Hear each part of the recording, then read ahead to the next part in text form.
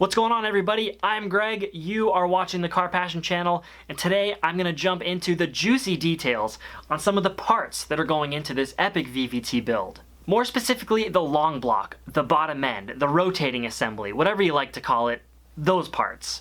And I've got with me my infamous bottomless bag of tricks, which of course is loaded to the brim with fun parts. What do you say we get started?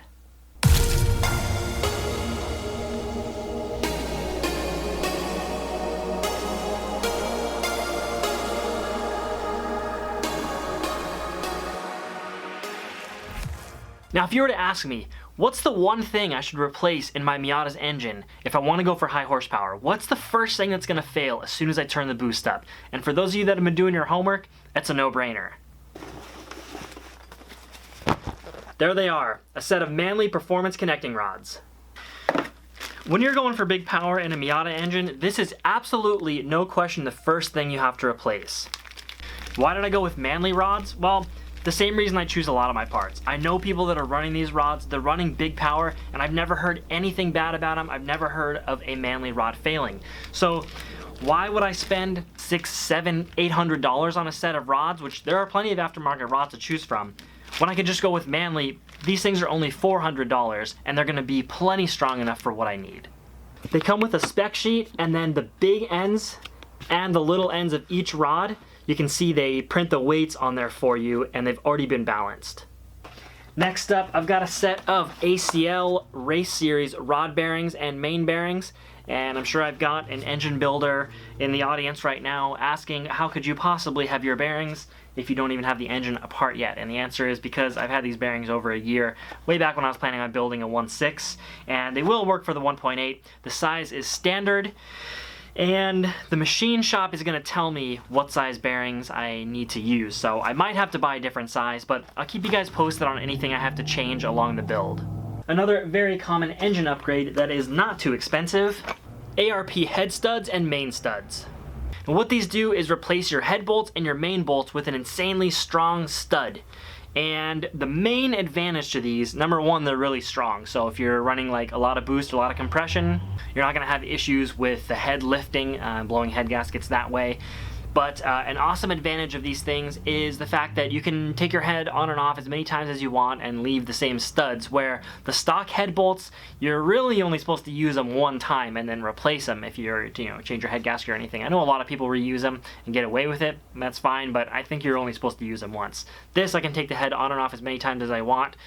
Hopefully I won't have to take the head off many times, but just in case, I got the ARP head studs. Now, if some of you out there are not really sure about the terminology I'm using or the things I'm talking about, I really encourage you to stick with this series, because as I get into the engine and assemble it, I'm going to continuously talk about this stuff, and you're going to get a better and better understanding of how everything works. The whole goal of my channel is to teach people about things. So, if you're confused about something, if you don't understand something, drop me a comment down below, and definitely keep watching the videos, because like I said, I'm going to be talking about this stuff more, and I'll help you understand it. Next, I want to talk about two things together because they relate to each other. I'm talking about the oil pump and the harmonic balancer. This thing's job is to absorb harmful vibrations, okay? And at a certain power level, the stock damper cannot absorb all the vibrations that are being created. The consensus is that happens somewhere between 250 and 300 wheel horsepower. And what can happen is, when the damper gets overwhelmed, the vibrations go into the oil pump and they can crack the gears, which are sintered. It basically means they're very weak and they crack easy. Your oil pump gears crack, you lose oil pressure, you lose your engine. So there are two solutions to fix that problem. Number one is an aftermarket engine damper that has a lot more damping ability. This is going to stop a lot of those vibrations from going into the oil pump gears and cracking them. The other option is an upgraded oil pump like this Boundary Engineering unit. This has billet gears that are way, way stronger than the stock units. On my engine, I'm going to be running both because why not? It's peace of mind to me, and I want the bottom end to be completely bulletproof. I just don't want to have to worry about it. Which one should you replace if you were to choose one? Well, the way I see it, if you just replace your oil pump, the problem still kind of exists. You're still going to be getting those vibrations. If you replace the damper, you're reducing those vibrations. So my personal preference is to replace just the damper, which is exactly what I did on my 1.6. Oh yeah, and before I forget, all the parts you've seen in this video are available at fab9tuning.com. Fab9 is basically your one-stop shop for high horsepower Miata parts. It doesn't matter how much power you want from your Miata engine, they can take care of it. And at least from all the stuff I've bought from them, they usually have the lowest price out of everyone in the market. So don't forget to check out Fab9 Tuning after you're done watching this video. Next is an upgraded head gasket. This is a Cometic MLS, which stands for multi-layered steel, and it's pretty much just stronger than stock because who likes blowing head gaskets? I basically went with this again because a lot of people run them. Those people have a lot of horsepower. Those people don't have problems with their Cometic head gasket, so I bought one. I've got one more thing to talk about in today's video. Probably the coolest thing, and I'd say the most controversial thing as far as choosing which one to buy. The pistons. What I've got here is a set of SuperTech pistons and Wiseco XX rings.